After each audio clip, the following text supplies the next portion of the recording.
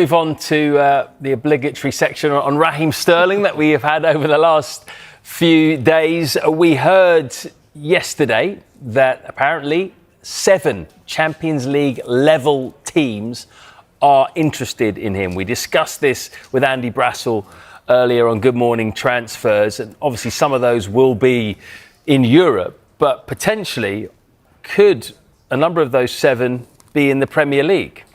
Well, it could be.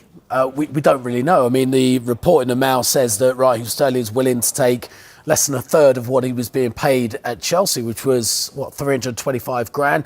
I think if you look at, I was looking at the Premier League wage bills and the average wage of Premier League clubs right now this season, you're looking at around 70, 80,000 pounds a week. So he still is capturing himself, say, at a Premier League level. The problem is, and the problem comes in January, players or clubs want to sign players who are ready to go in January, ready to fulfil the requirements they need between now and the end of the season, whether that's battling relegation, challenging for Europe, challenging for trophies. They need ready-made players. Raheem Sterling hasn't played the first team game since the last game of last season while on loan at Arsenal, which was, quite frankly, an underwhelming loan spell. So he's not necessarily the player that's going to make the difference straight away. So you'd have to look and go, well, hold on a minute, is there a more long-term, say a 2-3 year deal that a club could come in for Raheem Sterling?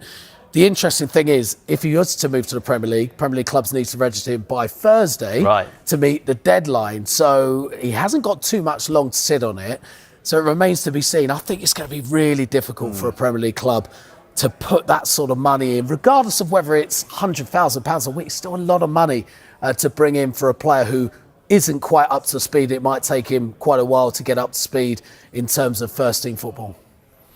Right, we've got an update for you regarding Jean-Philippe Mateta, and it's a significant one, according to Sky Italy. AC Milan have apparently changed their approach and will push for Mateta's signing before finding a solution for Christopher Nkunku's future.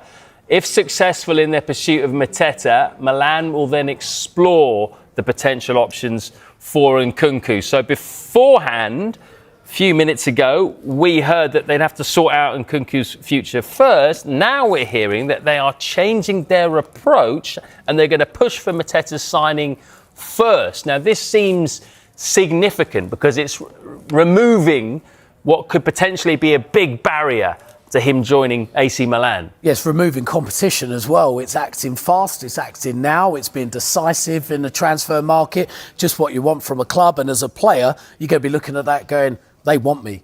They want me now. They're desperate to have no with AC Milan. It links perfectly with the players' ambition to play Champions League football. They're second in Serie A right now. They have ambitions to not only compete this year, to try and knock Inter off the top spot, but also make sure they're in the Champions League places come the end of the season. But an exciting development, definitely. Oh, it really is, isn't it? It should just remind you that AC Milan looking into paying around £35 million for JP Mateta if a deal can be sorted. Significant developments in the last few minutes, and we're going to keep you across them.